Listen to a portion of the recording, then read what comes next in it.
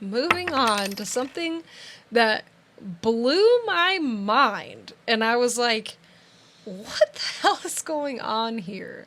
So I first heard about it because Dateline is put out like a special on this guy. I didn't watch it, but I saw lots of like stuff coming through media and stuff about it. Yeah. And I also saw a Christina Randall video, which I like her. I don't always agree with her, but I like her content, and I think it's generally really informative. Y'all are my babies. But I saw her video on it, and I was like, I gotta tell Brendan about this. This is ridiculous. And this guy's disgusting. Like, let's just be real. He is a disgusting predator. Oh. So this is about, which he has many names, okay? Oh, that's Nicholas Alverdian, Okay. I guess is how it's pronounced. Alverdian, I think that's what it is. Also Nicholas Rossi, also Arthur Knight, and other aliases. But why? so, yeah, we'll get into that. So December 2021, Arthur, as he's going by, Arthur Knight, goes to a hospital in Scotland for COVID and gets put on a ventilator. He's really sick. The nurses see these tattoos, which I'll show you. What was the date? December 21. Okay. They see these tattoos and they recognize them because of stuff they saw on the news about a fugitive from the U.S. that people were looking for, the authorities were looking for. And they're like, gosh, those really look like those tattoos. And so they call the police. And then the police come and look and they're like, well, not only does he have those tattoos and they look identical, but he also has a scar above his eyebrow that is identical to the other guy. And they fingerprint him and determine his fingerprints are a match for Nicholas Rossi or Alverdian or whatever. So he's that guy. So he is him, okay?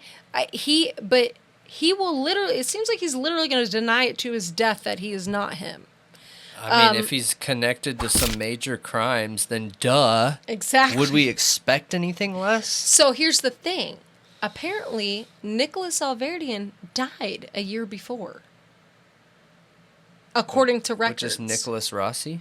Which is Nicholas Rossi, which is Arthur Knight. Then why are they looking for him still? So, they're not. He showed up at a hospital and they recognized the tattoos and the nurses just so happened to recognize them and then find out that he matches everything. Were they so they're true crime junkies? Maybe he's not actually dead. And there were a lot of people in his life that knew him that believed he faked his death. No. But the FBI had been investigating him for fraud, and there was also another case of R-word that was being investigated. Ugh. So, anyway, fingerprints match, and he is arrested that day at Queen Elizabeth University Hospital in Glasgow, Scotland, in connection to a case, a R-word case, in Utah from 2008. Good. And this comes because they were doing a backlog of SA kits, the kits they use, and they found that one matched his DNA. Good. So, apparently, and according to him in his interviews with Dateline, he was just shocked. Like, couldn't believe it. He's bound and determined to say it is not him. And Miranda Knight is his wife. And she's like 100% on board with him about all of it. About him not being him? Yep. What? Yeah. He even made claims saying that somebody gave him those tattoos under anesthesia to frame him. What? It's so ridiculous. They just have like rolling hospitals that can very easily grab you up and put you under anesthesia. Yeah, right? Why would they do that when the real guy's dead? Why would a hospital allow a tattoo artist to come in and just start tattooing a patient under anesthesia? Like, that is we're talking about the Camp Pendleton conspiracy. This is an insane conspiracy to say a hospital colluded with God knows who to get a tattoo artist to come in and tattoo you under anesthesia. What? Yeah. And what, are the cops in on it with the fingerprints? That's gnarly. Like, these are multiple international governments and hospitals and stuff, and you're saying they're all in on it? To catch some guy who supposedly died? Like, if he's dead, he's dead. They're not going to keep looking for somebody who's dead. You just popped up, and they realized, oh, shit, this guy's not dead. Yeah.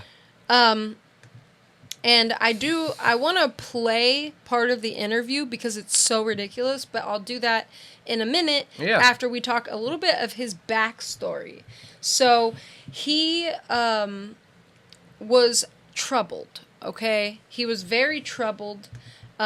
His dad was a total deadbeat, didn't work. His mom was just trying her best to make things work, literally like waitressing and stuff, and raising 2 kids off of like a waitress salary while he was just a drunk deadbeat. And eventually she got up the nerve to leave him, and then she filed a restraining order against him because she said he would come after her, and she remarried a guy whose last name was Rossi, which is where Rossi comes from, because that guy adopted the kids, and she was pregnant when she left. So now there's 3 kids. He adopts all of them and takes them all in and is like a freaking Superman, like amazing dude. But he said Nicholas was trouble from the beginning. Like, spawn of Satan, terrible child. Like, awful in school, would beat on his mom and his grandmother, like, super, super bad. Jeez. And he tried his best, but Nicholas didn't get better, and he ended up being institutionalized and diagnosed at the age of, I think it was it 12? Yeah, 12, with narcissistic personality disorder. That's almost unheard of for a 12-year-old to get diagnosed with something like that. Yeah. I can't That's crazy. Remember any time I can think of that being in the past. No. And he ended up bouncing around in foster care and different group homes and facilities. And he ended up coming out saying that he suffered abuse at every single one. Every single group home, foster family, any place he went to, every single one he was abused. And get this, at the age of 14, he was hired as a legislative page in the Rhode Island House of Representatives and was literally rubbing elbows with politicians at 14 years old. Jeez. That sounds crazy. He tells these politicians his sob story, okay? That he was being abused, and he said he got little help, but there was a guy named Brian who felt really bad for him, and apparently Nick was like begging him to adopt him. And Brian actually like bought it and was like, yeah, I'm going to try to adopt him. Well, the judge ended up pulling him aside and was like, no, don't. Like, I do not recommend you adopt this kid. Pulled out a file and somehow, and I don't know how, but in this file somehow proved that Nicholas was self-inflicting wounds and that all of this was fake. Which it doesn't really make sense that he was abused in every single situation ever. Yeah. So maybe. Now, do I doubt abuse in the system? No. I think it totally happens every day. Oh yeah. But we've seen cases. Yep. Yeah. But for it to happen in every single group home, institution, foster home, that's a hell of a stretch. Like, that's not even possible. So I agree. I don't know how exactly he proved this, but Brian was like, okay, yeah, I'm not I won't adopt him then. So he goes on to become an adult. He ends up going to college and meeting this woman. And in 2008, they meet up for lunch. And he offers to walk her back to class and walks her through some basement at the college. And then pins her down and pleasures himself on top of her. And when he's almost done, he tells her to stop being a bee, and he's almost done. And then later waits for her outside of class, because she like ran away after that to class, went to her next class. He was waiting outside and apologized and said he just couldn't help himself. She was so beautiful, and don't tell anybody. But she ended up getting a kit done, and that's the kit that later was backlogged and later discovered that she was telling the truth.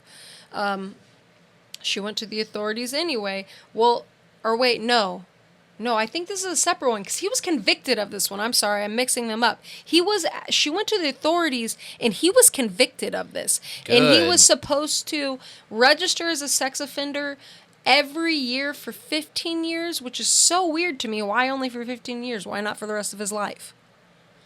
I don't know. But every year he was supposed to register. He ended up failing to do that, and I believe there's another one where he assaulted somebody, and that's the one that got backlogged. But he ended up trying to get back into college. Like he moved and tried to get back into college and couldn't. And because he was an offender, and ended up trying to come up with a support group for incels.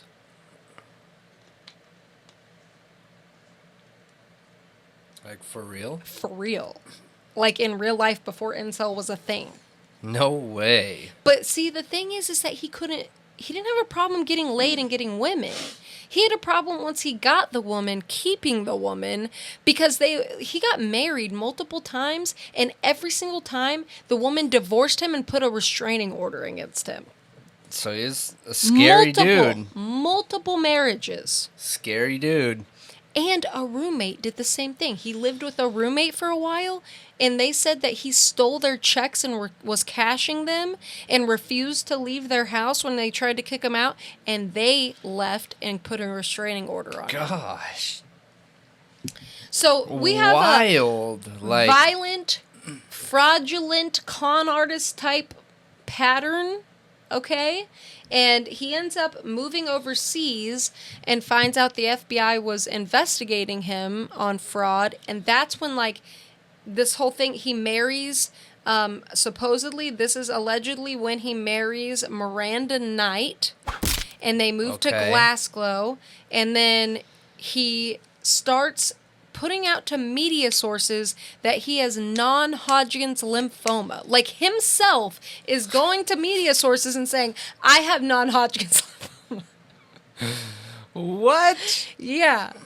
And then shortly thereafter dies, apparently, and his wife, who is remaining anonymous to media sources, will not reveal her identity, says he's dead, and they put out an obituary. And this is crazy. This obituary, I've never seen an obituary like this ever in my life. But this is why a lot of people close to him believed he faked his death from the beginning. They interviewed people at a bar he used to frequent, his foster mom, and all of them were like, he faked his death. And we knew it from the obituary. So he didn't ever use a body for them to find. No. This is all him putting stuff out to the media. Got it. His wife, anonymous wife, said that they cremated him and spread his ashes out over the ocean. But she wouldn't reveal her identity. Or any proof. Oh my gosh. So, this is what it says, and we'll put up a picture. Nicholas Alverdian's battle for his life ended February 29th, 2020. The children and families in the care of the Rhode Island Department of Children, Youth, and Families, for whom he inspired and led through turbulent government transgressions, have lost a warrior that fought on the front lines for 2 decades, which is something to be said. He did try to fight for children in DCFS and stuff. Like, he filed lawsuits. I think he even won one of them. Many others he lost. But he did fight. But he claims he made some organization that they're now saying that he claims he later left. They're now saying that that's a new organization. There's no way he could have made it because the date is after the date he says he made it. Huh. So it doesn't make any sense. So, like, we're dealing with a con artist. Did he make it and then it just became official later, though? I don't like, know. they got their government approval. See, it's like a non-tax. This has so much to it. Go look it up and start reading on it yourself. There's so much to it. Like, so much. Like, I feel like I don't have enough time to get to every detail because this dude has done so much. He's done so much. It's crazy. And he's got multiple identities. Yeah. So then it's super grandiose, this obituary, and it's kind of long, so I'm not going to read all of it, but I'll try to pick out the funny parts. Mr. Alvaradian died 2 months after going public with his diagnosis of non-Hodgkin lymphoma. 2 months? He was in his 32nd year. At the bedside were Miss Alvaradian, their 2 children, and extended family. 2 children? I don't know where the children are. I don't know if these children even exist. Like, I don't even know, to be honest. Mr. Alvaradian was a devout Catholic. In keeping with Mr. Alvaradian's wishes, his earthly remains were cremated with his ashes scattered at sea. Statesmen in the House of Representatives and Catholics Senate... don't let themselves be cremated. They don't? I don't think so. Oh, yeah, because that goes against their beliefs, doesn't it? I'm pretty sure. Yeah, I'm pretty sure cremation... Their bodies are supposed to be preserved. I think so. Yeah. So, statesmen in the House of Representatives and Senate joined the mayors across Rhode Island in homage to a man whom they acknowledge as one of the most vocal, outspoken, and constructive advocates for reforming DCYF and the child care system. He was beloved as a community leader whose selflessness and lifelong contributions to the residents of the state of Rhode Island have earned him the unwavering admiration and respect of many. So, hold on a second. Here, he spent 20 years in the house of... Mr. Alvaradian was a painter, author. Yeah. What? Ornithologist or something like that, political scientist, sociologist, accomplished orator, and child welfare advocate. Oh, gosh. Yeah, but there's a really funny part that I heard Christina read off, and I was like, what? So, Mr. Aaron leaves many friends, ranging from the world of politics to music to business and beyond. The family think with the utmost... Oh, wait, where's the part where they talk about at his bedside? That he was playing... Did it say he was really close with Jeffrey Epstein? Is that what it said? One of his favorite political people was Jeffrey Epstein? No, but that would be super funny.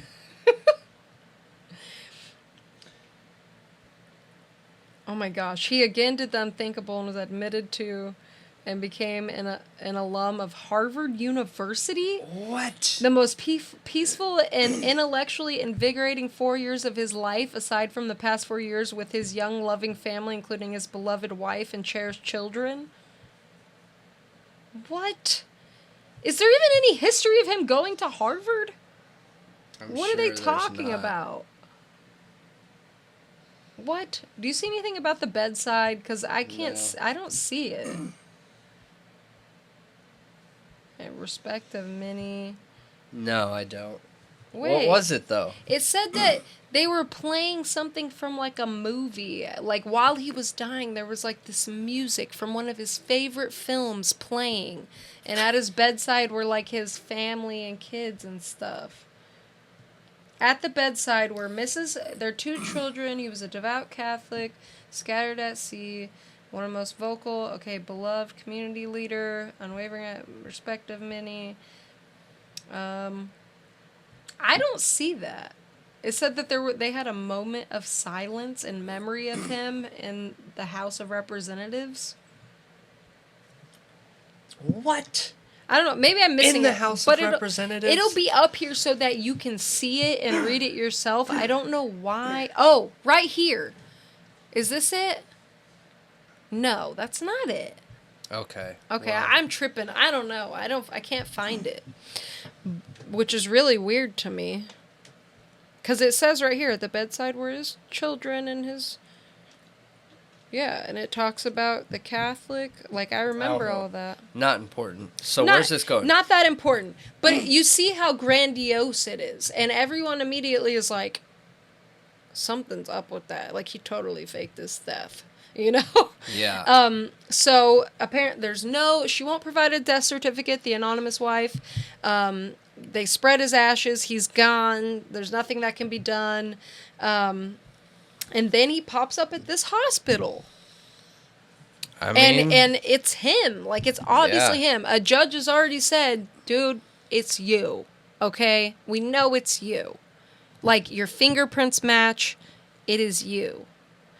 And he is awaiting extradition for trial on our word.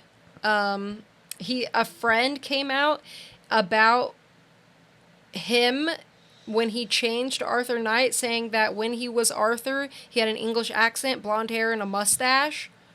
And he's been missing court hearings. He had blonde hair and a mustache? Yeah, he's been missing court hearings because he's in a wheelchair. And he's saying he's so sick that, like, he can't make it.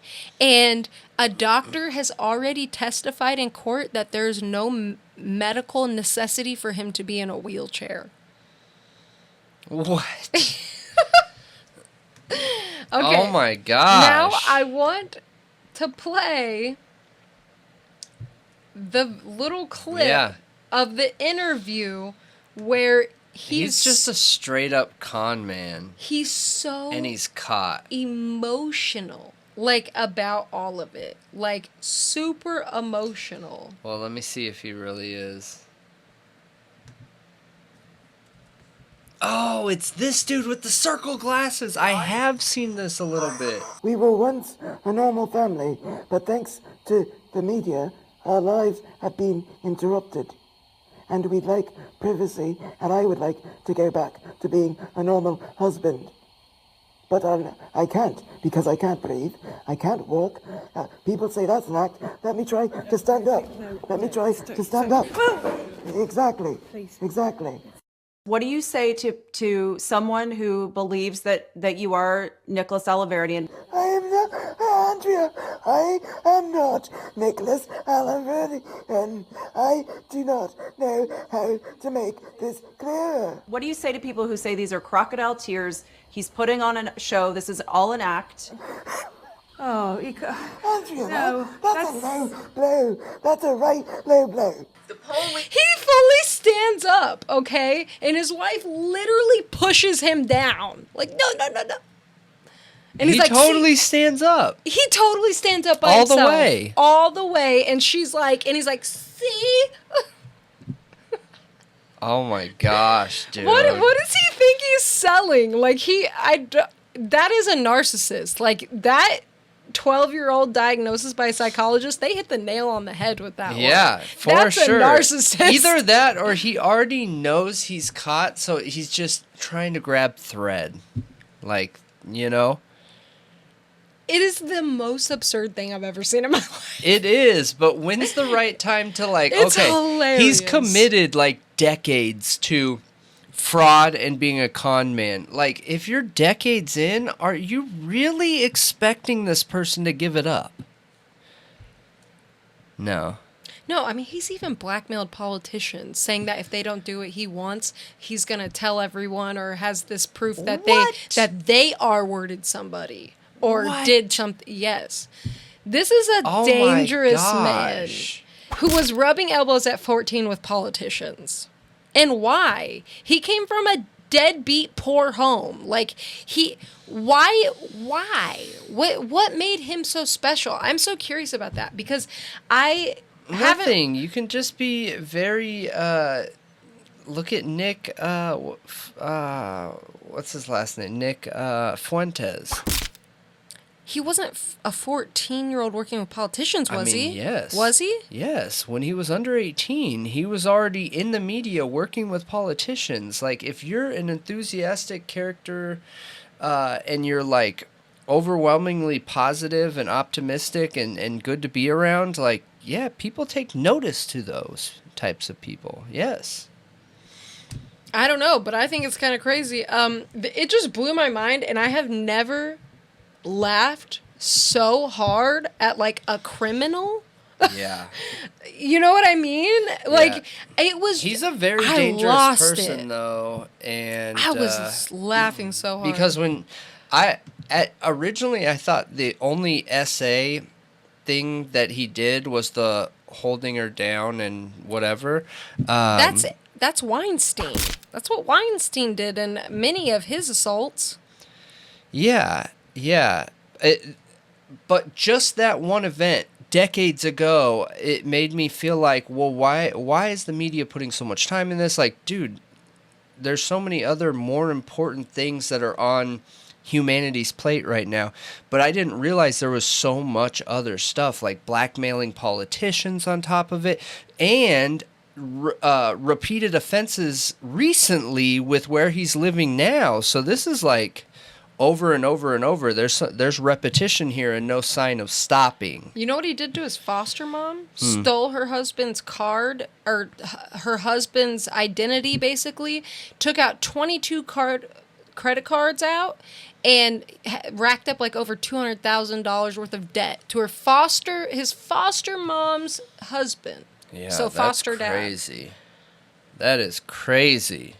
Well, dude, he's insane. Like, screwed over every single person in his life.